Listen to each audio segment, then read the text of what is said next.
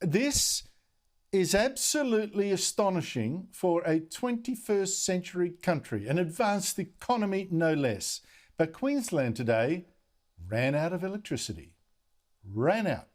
Didn't have enough. And the only reason the lights stayed on was that some businesses were persuaded to shut down, to stop using so much electricity. And Queenslanders were told generally, turn off spare appliances, please, we don't have the power.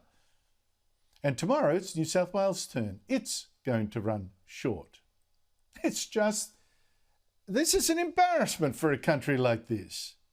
Now, part of the reason, of course, coal mines have been flooded in some areas. The coal's been too wet to use.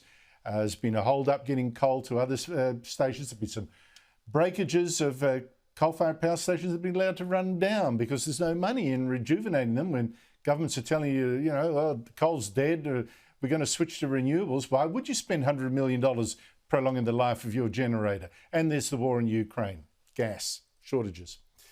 But the fact is that our politicians got the global warming religion, and they rushed to shut down coal-fired power stations without first making sure that wind and solar power could actually do the job. And they can't. The wind doesn't always blow, and go look outside right now. Do you think solar power is doing anything in the dark? You got to ask, what have these people done to us? Now, a viewer, Brian, I was saying this last week, as you know, a viewer, Brian, sent me an ad that he'd found on a show that he'd taped way back in 1984. It's an ad that reminds of a time before global warming was a thing, before global warming activists went mad and took an axe to 1/3 of our coal-fired power stations, helping to force them out of business, to the point where power prices are now so astronomically high that electricity is a luxury for the poor, with some people now too scared to heat their homes. So here is that ad from Sydney City Council, which today is so woke and green, would you believe? But this was shot back in 1984.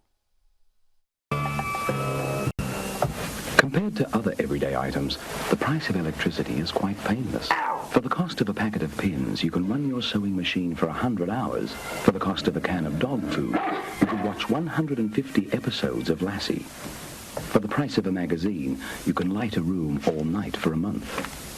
In fact, for the price of a haircut, you could run your shaver non-stop for over a year. Electricity, it costs less than you think. That was then, when electricity was so relatively cheap that we had a lot of heavy industry moving to Australia, or still in Australia, before we chased them all out to China. But I don't get any sense at all that the global warming extremes who help to destroy our supply of reliable, cheap energy are taking any responsibility at all for the consequences. Do you? Do you hear them? I heard something today on Sky News that made me think the arrogance of these activists. Here is one of them. His name's Andrew Stock. He's a former gas executive who found God, and, well, the green God, the green one, and now works for the Climate Council, the one set up by extremist Tim Flannery, who predicted the rains would stop falling and fill our dams and the river systems, blah, blah. Here he is, this Andrew Stock, insisting we should have more gas now to get out of this crisis with all this cold weather. Check out this guy, because one thing he never says is sorry. The thing we need is a reserve store of gas, much like we've got now happening in electricity.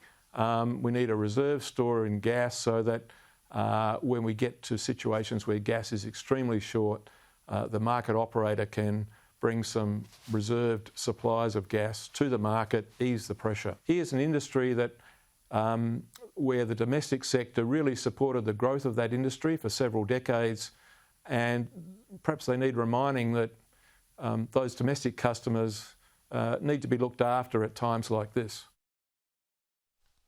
Okay, get more gas and just snatch it from these wicked gas companies that haven't been sharing their wealth, their gas with us.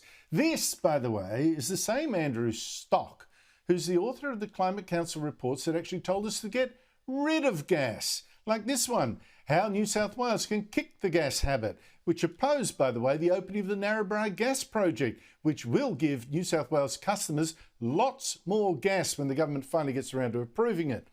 He also authored this report, Pollution and Price, the Cost of Investing in Gas, demanding a stop to finding, extracting and burning more gas because, he said, it puts Australians in harm's way. And now he wants more of it, more gas. For this global warming activist now go on TV and berate gas companies for not giving more of the gas that he and his council have opposed, have vilified, have fought to stop. That is the most amazing hypocrisy.